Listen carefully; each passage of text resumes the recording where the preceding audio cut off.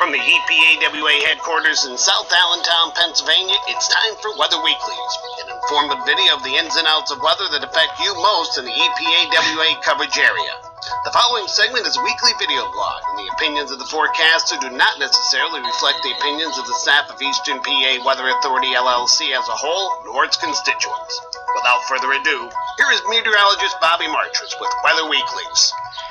And good Sunday morning to you. Another edition of Weather Weeklies for June 28th, 2015. I did have a nice rainstorm move through here yesterday. Again, some areas got a little bit shafted in eastern Pennsylvania. We thought it was going to be a little bit less of an area of heavy rain there and more in central PA. Well, we actually had some redevelopment. What we call a Miller B system, where one low transfers to another one closer to the coast. That cut off areas in the middle, so not quite as much as some expected. We always had a lower amount regardless, but it looked like the heaviest amounts actually went over to New Jersey.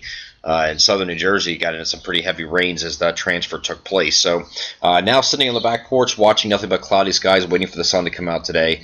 Hearing the birds chirp in the background. So if you do hear birds, this is not an Alfred Hitchcock film. This is we do have the birds in the background here as I'm doing this on my back porch here. So we're doing the long range protection first, starting off with the next month. We're going into July, of course, and this is the outlook we're looking at right now for the next couple of days. We're expected to have temperatures near average, and then once we get just before July 4th weekend here. We're expecting the temperatures to go up to above normal temperatures. Now, we're only talking about slightly, though. We're not talking about extreme heat. We're not talking about 90s, but at least we're in the 80s and mid 80s. Normal for the time of year for most areas are in the low to mid 80s, from depending where you are, north to south. But if we're a couple degrees higher than that, you're still not in the 90s, so it's not going to be too uncomfortable, I should say. And then we have the same thing going for the 13th to 23rd, slightly above. Now, the difference we separated this.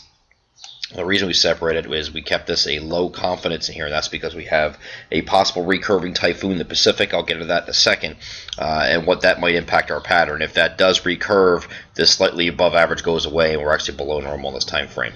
All right, so we could have just went from the 3rd to the 23rd, but we wanted to make a distinction between the two, just in case, because there's a low chance, or low confidence, I should say, in this time frame here, and that's because of the recurving typhoons. And the July precipitation as a whole should be near average, not expecting below anymore, as we're still getting some pretty decent rainfall. As far as our June temperatures and our projections, this looks like it's going to be pretty close. I mean, look at temperatures across the board, across our coverage area. We're slightly above normal for the month of June. I know we were below normal yesterday, but it really doesn't make an impact on the month overall based on just one day. And we're still above normal for the month of June as a whole. As far as July, we're still sticking with that slightly above normal for the entire month as a whole. The areas inland would be favoring the areas that stay closer to normal, but as you get eastern Pennsylvania here, extreme eastern Pennsylvania, and further areas further southeast across New Jersey and Delaware, you're talking about temperatures that are +1 to +2 Celsius above normal. So that's still above normal as you get closer to the coastal areas here for the month of July. Here's a look at the recurring typhoons. Now, this is the one we're going to be looking at. This is going into next week. This is a model projection of a very, very powerful, this is a very, very powerful super typhoon here. I can't draw typhoon symbols very well, but very, very powerful super typhoon. Here is the Philippines right here. These are Philippine Islands. This is Taiwan right here, and this is of course China. So now this is going to come in like this and head up in this direction. Now, if this ends up recurving and we're heading up, going off the screen here and recurving up into the northern Pacific, that will have an effect on this time frame right here. We have this low confidence. If it doesn't recurve, you still stay lightly above average here. The reason it does that, when you get a really powerful typhoon like that, especially a super typhoon that ends up recurving the Pacific, yes, it will decrease in intensity as it gets further north in latitude, but it will have an effect on the jet stream.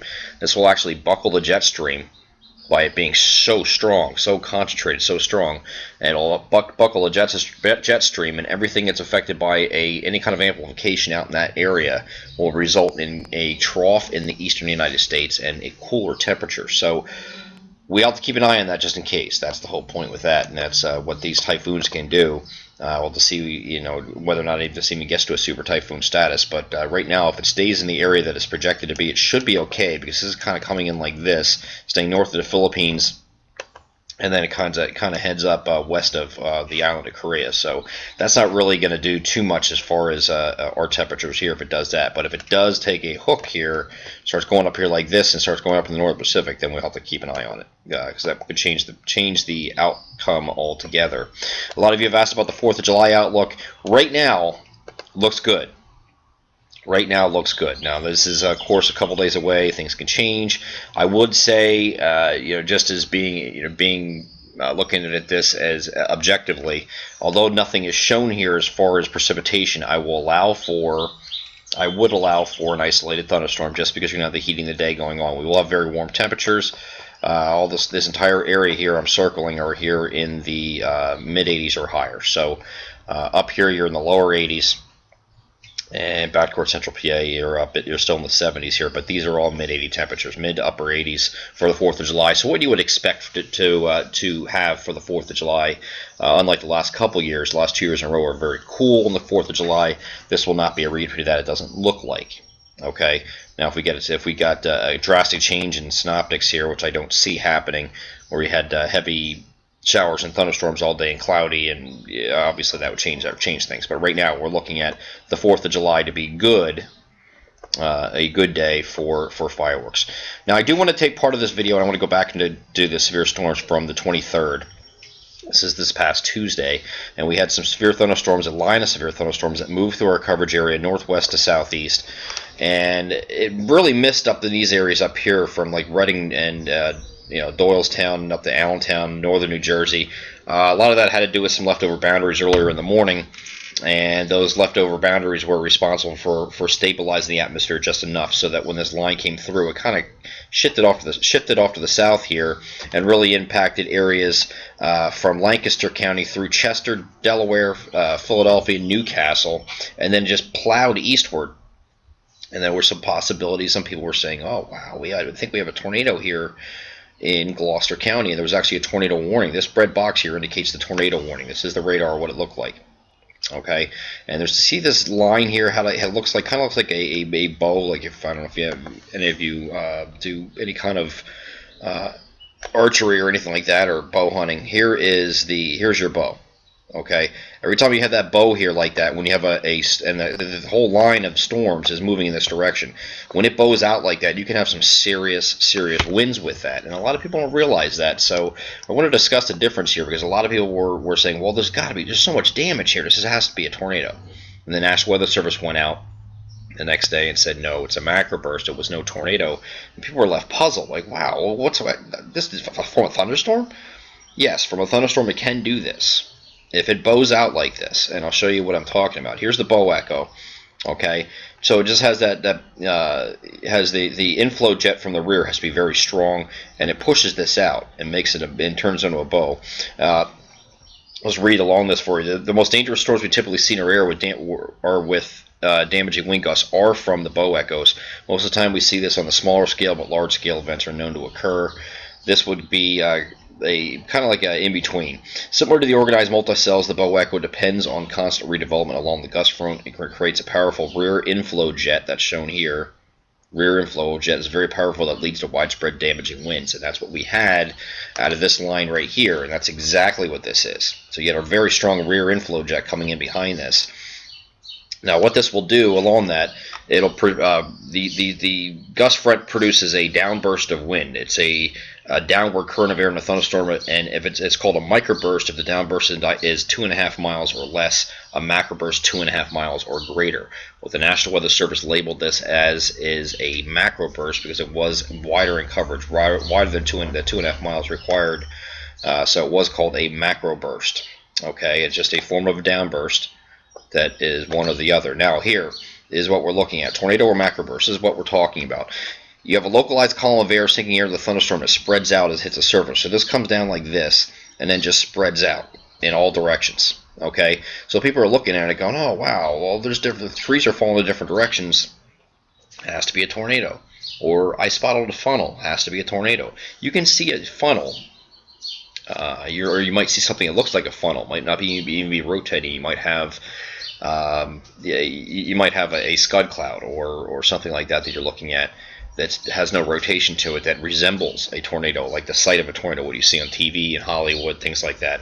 That if it's not touching the ground or it's not rotating, then it's not a tornado. But you can get damage up to 100 miles per hour from one of these macrobursts. Okay, now this is showing what a microburst is. It's very localized over a very, very small area. Macroburst, of course, is bigger. 2.5 miles or less is for microbursts, and if they're larger than that, they're called macrobursts, and they're typically associated with bow echoes. So we had this line come through here. This is the bow echo. This is obviously bigger than 2.5 miles, so this is what the macrobursts are usually associated with. And the downdraft is enhanced by massive precipitation loading and that rear inflow jet. So instead of being just this localized rush of wind, it was a very spread out along the gust front, and it caused some serious damage. Here's the typical what you see through a microburst, the damage you get. You can see this is a field here, and you can see everything's kind of like going in this generally the same direction, but everything's all the trees are just flattened out like this because you have that column of air that came down and just a sudden burst just flattened all these trees, and you have these winds that can get up to 100 miles per hour in these microbursts, and the National Weather Service, I believe, had 85 miles an hour as their estimated wind speed based on the damage. And here's some of that damage. This is courtesy of 6ABC. Now, people seeing this car flipped over and they're like, well, that had to be a tornado. A thunderstorm can't flip a car over. Well, this was a small car, and if you have that sudden rush of wind, you would be surprised. Just like water has some very strong power to it, so does the wind. And it doesn't really take much. If you have winds of 85 miles an hour, yes, it can knock over a car. It'll knock you over, it'll knock a car over, and it'll knock trees over. It'll uproot trees. It'll just plow through here like it looked like and rip siding off houses, rip fences apart. This was like one of those Trex decks, really expensive decks, ripped apart. You can see the siding of the houses ripped apart. You had roofs pulled apart throughout the Deptford Mall. So people just didn't get the idea, the concept. You think of a thunderstorm and the winds in a thunderstorm. You don't think it can get this bad, but it can actually get to the strength of an EF2 or maybe even a small EF3 tornado. So it can get very, very strong winds and very localized. And so just don't take when somebody issues a severe thunderstorm warning, and you say, "Oh, it's not a tornado warning. There's nothing to worry about." Take it seriously. You can get these bow echoes going here. You can certainly get some serious damage, especially if it has a history. If you have if you were in South Jersey at this point, and these thunderstorms were coming at you, and you have a history of producing these winds, and had already recorded a 71 mile an hour wind gust in Philadelphia and 75 in Medford. You know that's coming at you.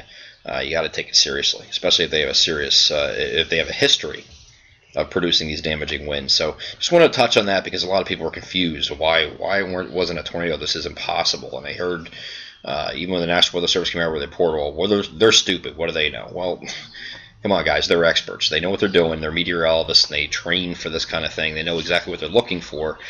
Just don't let your guard down when you hear thunderstorm instead of tornado, because a thunderstorm can be just as destructive in some cases than a tornado could. So a tornado around in this area, you're not going to get probably higher than an EF0, EF1 type tornado with brief touchdown. These thunderstorms are usually the most dangerous impacts that we can feel in our area from any damage perspective is from straight line winds. So. And downburst, microburst, that kind of thing. So more so than a tornado. So don't let your guard down when it comes to thunderstorms. That's all I wanted to talk about today as far as that. And you can catch the full long range here from Mike DeFino. This is the latest chart. If you go down to go to our homepage down at the bottom right, there's a place for long range outlook. So I'll give the whole explanation of this long range outlook in detail, and you can check that out. I'm Eastern PA Weather Authority meteorologist Bobby Martrich, and that is this week's edition of Weather Weeklies for June 28, 2015. Have a great weekend.